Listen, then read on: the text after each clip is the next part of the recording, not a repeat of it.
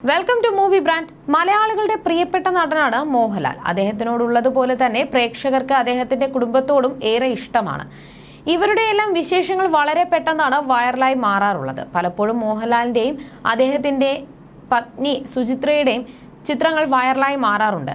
കഴിഞ്ഞ ദിവസം മാധ്യമങ്ങളോട് ഹേമ കമ്മിറ്റി വിവാദത്തിൽ വിശദീകരണം നൽകുന്നതിനിടെ സുചിത്രയ്ക്ക് സുഖമില്ലാതെ ആശുപത്രിയിലാണെന്നും സർജറിക്ക് വിധേയയായി എന്നും മോഹൻലാൽ പറഞ്ഞിരുന്നു.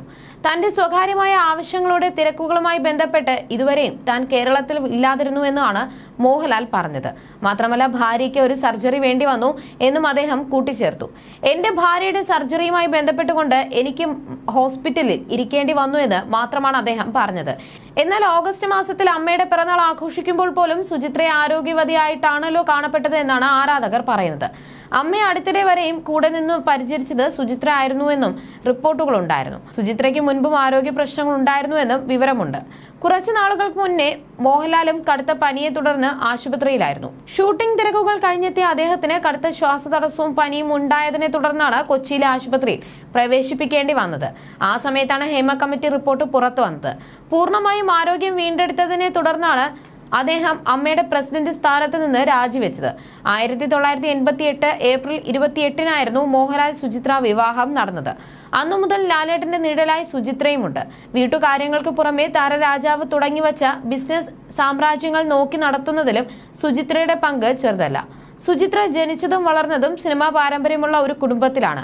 തമിഴ് സിനിമാ നിർമ്മാതാവ് കെ ബാലാജിയുടെ മകളാണ് സുചിത്ര. ജാതകം ചേരില്ലെന്ന കാരണത്താൽ ആദ്യം വേണ്ടെന്ന് വെച്ച കല്യാണ ആലോചന 2 വർഷങ്ങൾക്ക് ശേഷം വീണ്ടും നിയോഗം പോലെ വീട്ടുകാർ നടത്തി കൊടുക്കുകയായിരുന്നു.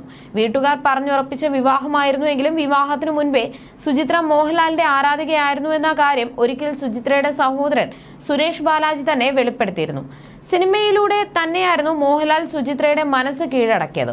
പിന്നീട് ഇരുവരും പ്രണയത്തിലാവുകയും തുടർന്ന് കത്തുകൾ എഴുതുകയും ചെയ്തിരുന്നു. പിന്നീടായിരുന്നു സുചിത്രയുടെ ഇഷ്ടം മനസ്സിലാക്കിയതെന്നാണ് സുരേഷ് ബാലാജി പറഞ്ഞിരുന്നത്. എന്നാൽ ഇരുവരുടെയും വിവാഹത്തിന് മുൻപ് ജാതകം നോക്കിയപ്പോൾ അത് ചേരില്ലെന്നായിരുന്നു ജ്യോത്സ്യന്റെ പ്രവചനം. പിന്നീട് 2 വർഷങ്ങൾക്ക് ശേഷം മറ്റൊരു ജ്യോത്സ്യനെ കാണിച്ചപ്പോൾ പ്രശ്നങ്ങളൊന്നുമില്ല എന്നായിരുന്നു അത്രേ പറഞ്ഞത്. തെക്കുറിശിയായിരുന്നു മോഹൻലാലിന്റെയും സുചിത്രയുടെയും പ്രണയത്തെക്കുറിച്ച് ആദ്യം വെളിപ്പെടുത്തിയത്. മോഹൻലാലിനെ വില്ലനായി കാണാൻ തനിക്ക് ഇഷ്ടമല്ല എന്ന് സുചിത്ര മുൻപൊരിക്കൽ പറഞ്ഞിരുന്നു. വില്ലനായി എത്തിയപ്പോൾ അദ്ദേഹത്തോട് വെറുപ്പ് തോന്നിയിരുന്നു. എന്നാൽ അഭിനേതാവ് എന്ന നിലയിൽ അത് അദ്ദേഹത്തിന്റെ കഴിവായിരുന്നു. എന്റെ മാമാട്ടിക്കുട്ടി അമ്മയ്ക്ക് എന്ന ചിത്രം മുതലാണ് അദ്ദേഹത്തെ താൻ ഇഷ്ടപ്പെട്ടു തുടങ്ങിയത് എന്നും സുചിത്ര വെളിപ്പെടുത്തിയിരുന്നു.